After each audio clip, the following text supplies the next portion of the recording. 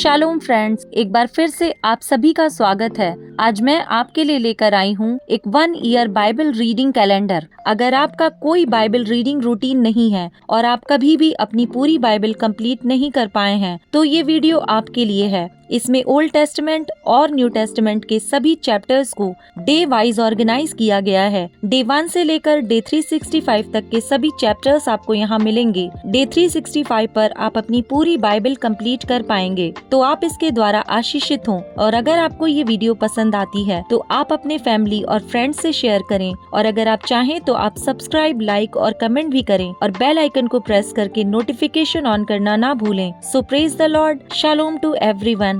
Let's get started.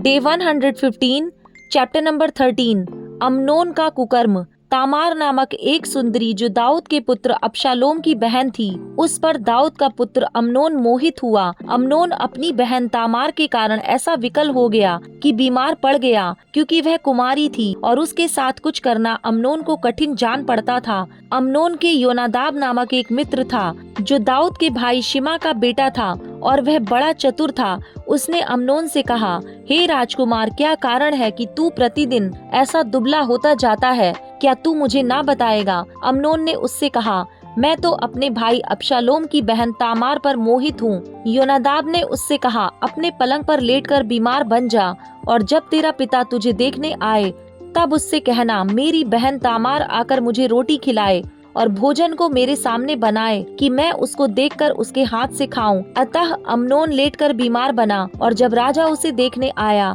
तब Amnon ने राजा से कहा, मेरी बहन तामार आकर मेरे देखते 2 पूरी बनाए कि मैं उसके हाथ से खाऊं। तब दाऊद ने अपने घर तामार के पास यह कहला भेजा, अपने भाई अम्नोन के घर जाकर उसके लिए भोजन बना। तब तामार अपने भाई अम्नोन के घर गई और वह पड़ा हुआ था। तब उसने आटा लेकर गूंधा और उसके देखते पूरियां पकाईं। तब उसने थाल लेकर उनको उसके लिए परोसा, परंतु उसने खाने से इनकार किया। तब अम्नोन ने कहा, मेरे आसपास से सब लोगों को निकाल दो। तब सब लोग उसके पास से निकल गए। तब अम्नोन ने तामार से कहा, भोजन को कोठरी में ले आ कि मैं तेरे हाथ से खाऊं। तो तामार अपनी बनाई हुई पूरियों को उठाकर अपने भाई अम्नोन के पास कोठरी में ले गई। जब वह उनको उसके खाने के लिए निकट ले गई, तब उसने उसे पकड़कर कहा, हे मेरी बहन, आ मुझसे मिल। उसने कहा, हे मेरे भाई, ऐसा नहीं, मुझे भ्रष्ट ना कर, क्योंकि इज़राइल में ऐसा काम होना नहीं चाहिए।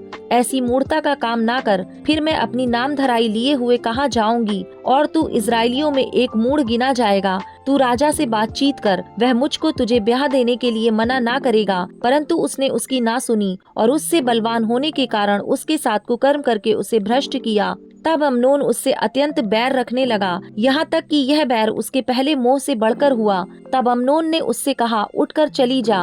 उसने कहा, ऐसा नहीं, क्योंकि यह बड़ा उपद्रव अर्थात मुझे निकाल देना उस पहले से बढ़कर है जो तूने मुझसे किया है। परंतु उसने उसकी ना सुनी। तब उसने अपने टहलुए जवान को बुलाकर कहा, इस स्त्री को मेरे पास से बाहर निकाल दे और उसके पीछे किवाड़ में चिटकिनी लगा दे।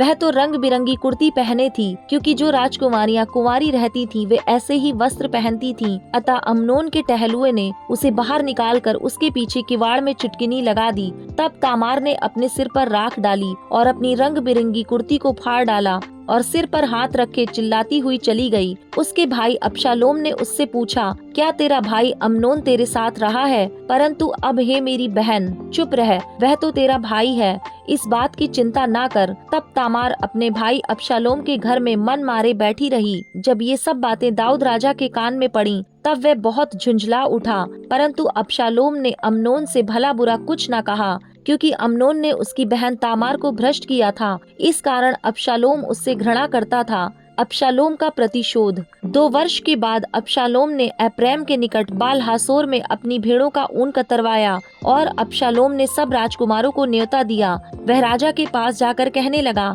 विनती यह है कि तेरे दास की भेड़ों का ऊन कतरा जाता है। इसलिए राजा अपने कर्मचारियों समेत अपने दास के संग चले। राजा ने अबशालोम से कहा, हे मेरे बेटे, ऐसा नहीं, हम सब ना चलेंगे, ऐसा ना हो कि तुझे अधिक कष्ट हो। तब अबशालोम ने विनती करके उस पर दबाव डाला, परंतु उसने जाने से इनकार किया, तो भी उसे आशीर्वाद दिया। तब अबशालोम ने कहा, यदि तू नहीं तो मेरे भाई अम्नोन को हमारे संग जाने दे।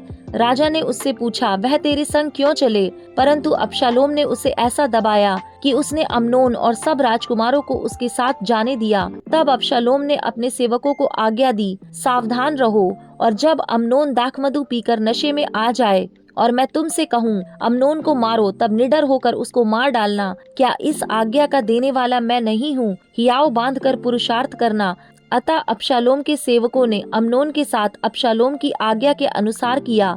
तब सब राजकुमार उठ खड़े हुए और अपने अपने खच्चर पर चढ़कर भाग गए। वे मार्ग ही में थे कि दाऊद को यह समाचार मिला, अबशालोम ने सब राजकुमारों को मार डाला और उनमें से एक भी नहीं बचा। तब दाऊद ने उठकर अपने वस्त्र फाड़े और भूमि पर गिर पड़ा, और उसके सब कर्मचारी वस्त्र फाड़े हुए उसके पास खड़े रहे। तब दाऊद के भाई शिमा के पुत्र योनादाब ने कहा, मेरा प्रभु यह ना समझे कि यह सब जवान अर्थात राजकुमार मार डाले गए हैं, केवल अम्नोन मारा गया है, क्योंकि जिस दिन उसने अबशालोम की बहन तामार को भ्रष्ट किया, उसी दिन से अबशालोम की आज्ञा से ऐसी ही बात निश्चित थी। इसलिए अब मेरा प्रभु राजा अपने मन में यह समझकर कि सब राजकुमार मर गए उदास ना हो, क्योंकि केवल अम्नोन ही मारा गया है। इतने में अबशालोम भाग गया, और जो जवान पहरा देता था उसने आंखें उठाकर देखा कि पीछे की ओर से पहाड़ के पास के मार्ग से बहुत लोग चले आ रहे हैं। तब योनादाब ने राजा से कहा, देख राजकुमार आ गए हैं, जैसा तेरे दास ने कहा था वैसा ही हुआ।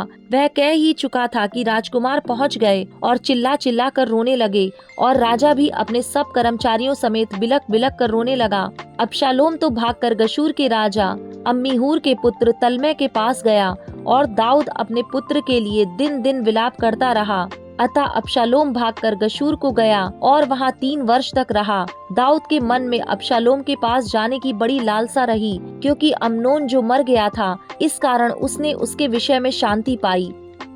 चैप्टर नंबर 14, योआब की युक्ति और अबशालोम की वापसी। सरूयाह का पुत्र योआब ताड़ गया कि राजा का मन अबशालोम की ओर लगा है, इसलिए योआब ने तकोआ नगर में दूत भेजकर वहां से एक बुद्धिमान स्त्री को बुलवाया और उससे कहा, शोक करने वाली बन, अर्थात शोक का पहरावा पहन और तेल ना लगा, परंतु ऐसी स्त्री बन जो बहुत दिन से मृतक के लिए विलाप करती रही हो। तब राजा के पास जाकर ऐसी ऐसी बातें कहना। और योआब ने उसको जो कुछ कहना था वह सिखा दिया। जब तकोआ की वह स्त्री राजा के पास गई, तब मुंह के बल भूमि पर गिरकर दंडवत करके कहने लगी, राजा की दोहाई। राजा ने उससे पूछा, तुझे क्या चाहिए? उसने कहा, सचमुच मेरा पति मर गया और मैं विधवा हो गई, और तेरी दासी के 2 बेटे थे, और उन दोनों ने मैदान में मारपीट की और उनको छुड़ाने वाला कोई न था, इसलिए एक ने दूसरे को ऐसा मारा कि वह मर गया। अब सुन, सारे कुल के लोग तेरी दासी के विरुद्ध उठकर यह कहते हैं, जिसने अपने भाई को घात किया उसको हमें सौंप दे, कि उसके मारे हुए भाई के प्राण के बदले में उसको प्राण दंड दें, और इस तरह वे वारिस को भी नष्ट करेंगे। इस तरह वे मेरे अंगारे को जो बच गया है बुझाएंगे, और मेरे पति का नाम और संतान धरती पर से मिटा डालेंगे। राजा ने स्त्री से कहा, अपने घर जा और मैं तेरे विषय आज्ञा दूंगा। तब तकोआ की उस स्त्री ने राजा से कहा, हे मेरे प्रभु, हे राजा, दोष मुझी को और मेरे पिता के घराने ही को लगे, और राजा अपनी गद्दी समेत निर्दोष ठहरे। राजा ने कहा, जो कोई तुझसे कुछ बोले उसको मेरे पास ला, तब वह फिर तुझे छूने ना पाएगा। उसने कहा, राजा अपने परमेश्वर यहोवा को स्मरण करे कि खून का पलटा लेने वाला और नाश करने ना पाए, और मेरे बेटे का नाश ना होने पाए। उसने कहा, यहोवा के जीवन की शपथ, तेरे बेटे का एक बाल भी भूमि पर गिरने ना पाएगा। तब स्त्री बोली, तेरी दासी अपने प्रभु राजा से एक बात कहने पाए। उसने कहा, कहे जा। स्त्री कहने लगी, फिर तूने परमेश्वर की प्रजा की हानि के लिए ऐसी ही युक्ति क्यों की है? राजा ने जो यह वचन कहा है, इससे वह दोषी सा ठहरता है, क्योंकि राजा अपने निकाले हुए को लौटा नहीं लाता। हमको तो मरना ही है, और हम भूमि पर गिरे हुए जल के समान ठहरेंगे, जो फिर उठाया नहीं जाता, तो भी परमेश्वर प्राण नहीं लेता, वरन ऐसी युक्ति करता है कि निकाला हुआ उसके पास से निकाला हुआ ना रहे। अब मैं जो अपने प्रभु राजा से यह बात कहने को आई हूँ, इसका कारण यह है कि लोगों ने मुझे डरा दिया था, इसलिए तेरी दासी ने सोचा मैं राजा से बोलूंगी, कदाचित राजा अपनी दासी की विनती को पूरी करे। निसंदेह राजा सुनकर अवश्य अपनी दासी को उस मनुष्य के हाथ से बचाएगा, जो मुझे और मेरे बेटे दोनों को परमेश्वर के भाग में से नष्ट करना चाहता है। अतः तेरी दासी ने सोचा, मेरे प्रभु राजा के वचन से शांति मिले। क्योंकि मेरा प्रभु राजा परमेश्वर के किसी दूत के समान भले बुरे में भेद कर सकता है, इसलिए तेरा परमेश्वर यहोवा तेरे संग रहे। राजा ने उत्तर देकर उस स्त्री से कहा, जो बात मैं तुझसे पूछता हूँ उसे मुझसे ना छिपा। स्त्री ने कहा, मेरा प्रभु राजा कहे जाए। राजा ने पूछा, इस बात में क्या योआब तेरा संगी है? स्त्री ने उत्तर देकर कहा, हे मेरे प्रभु, हे राजा, तेरे प्राण की शपथ, जो कुछ मेरे प्रभु राजा ने कहा है उससे कोई ना दाहिनी ओर मुड़ सकता है और न बाईं ओर। तेरे दास योआब ही ने मुझे आज्ञा दी और ये सब बातें उसी ने तेरी दासी को सिखाई हैं। तेरे दास योआब ने यह काम इसलिए किया कि बात का रंग बदले, और मेरा प्रभु परमेश्वर के एक दूत के तुल्य बुद्धिमान है।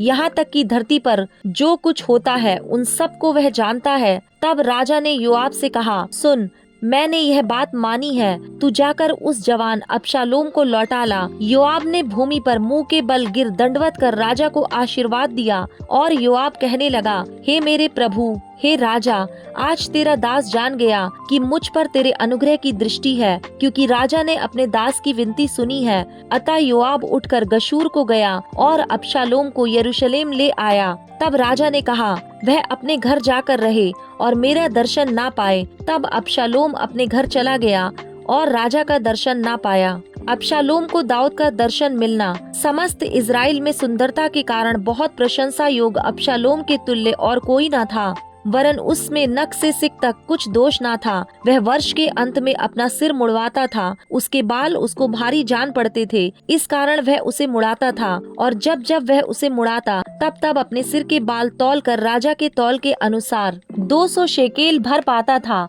अबशालोम के 3 बेटे और तामार नामक एक बेटी उत्पन्न हुई थी, और यह रूपवती स्त्री थी। अतः अबशालोम राजा का दर्शन बिना पाए यरूशलेम में 2 वर्ष रहा। तब अबशालोम ने योआब को बुलवा भेजा कि उसे राजा के पास भेजे, परंतु योआब ने उसके पास आने से इनकार किया। उसने उसे दूसरी बार बुलवा भेजा, परंतु तब भी उसने आने से इनकार किया। तब उसने अपने सेवकों से कहा, सुनो, योआब का एक खेत मेरी भूमि के निकट है और उसमें उसका जौ खड़ा है, तुम जाकर उसमें आग लगाओ। इसलिए अबशालोम के सेवकों ने उस खेत में आग लगा दी। तब योआब उठा और अबशालोम के घर में उसके पास जाकर उससे पूछने लगा, तेरे सेवकों ने मेरे खेत में क्यों आग लगाई है? अबशालोम ने योआब से कहा, मैंने तो तेरे पास यह कहला भेजा था, यहाँ आना कि मैं तुझे राजा के पास यह कहने को भेजूं, मैं गशूर से क्यों आया? मैं अब तक वहाँ रहता तो अच्छा होता। इसलिए अब राजा मुझे दर्शन दे, और यदि मैं दोषी हूँ तो वह मुझे मार डाले। तब योआब ने राजा के पास जाकर उसको यह बात सुनाई, और राजा ने अबशालोम को बुलवाया। अतः वह उसके पास गया और उसके सम्मुख भूमि पर मुंह के बल गिर के दंडवत की, और राजा ने अबशालोम को चूमा। Luke chapter number 20 verse number 1 to 26। यीशु के अधिकार पर प्रश्न। एक दिन ऐसा हुआ कि जब वह मंदिर में लोगों को उपदेश दे रहा और सुसमाचार सुना रहा था, तो प्रधान याजक और शास्त्री पुरनियों के साथ पास आकर खड़े हुए और कहने लगे, हमें बता, तू इन कामों को किस अधिकार से करता है, और वह कौन है जिसने तुझे यह अधिकार दिया है? उसने उनको उत्तर दिया, मैं भी तुमसे एक बात पूछता हूँ, मुझे बताओ, यूहन्ना का बपतिस्मा स्वर्ग की ओर से था या मनुष्यों की ओर से था? तब वे आपस में कहने लगे, यदि हम कहें स्वर्ग की ओर से, तो वह कहेगा, फिर तुमने उसकी प्रतीति क्यों न की? और यदि हम कहें मनुष्यों की ओर से, तो सब लोग हम पर पथराव करेंगे, क्योंकि वे सचमुच जानते हैं कि यूहन्ना भविष्यद्वक्ता था।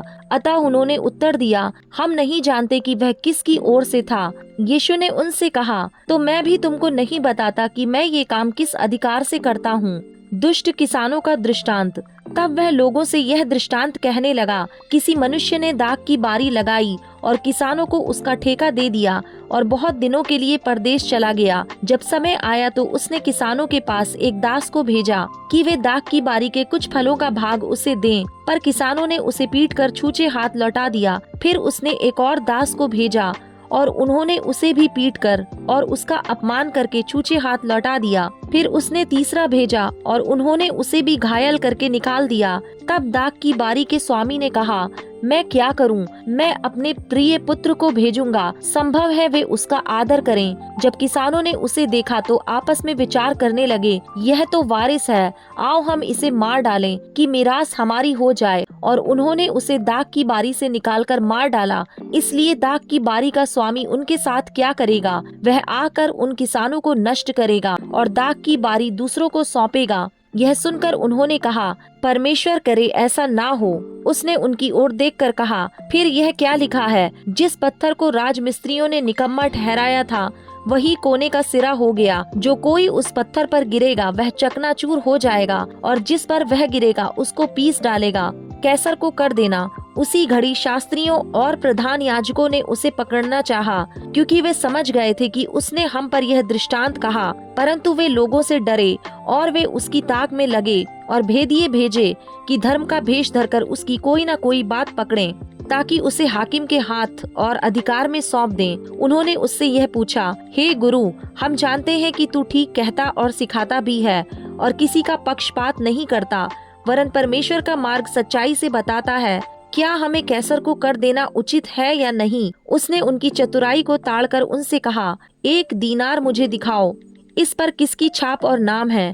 उन्होंने कहा, कैसर का। उसने उनसे कहा, तो जो कैसर का है वह कैसर को दो और जो परमेश्वर का है वह परमेश्वर को दो। वे लोगों के सामने इस बात में उसे पकड़ ना सके, वरन उसके उत्तर से अचंभित होकर चुप रह गए।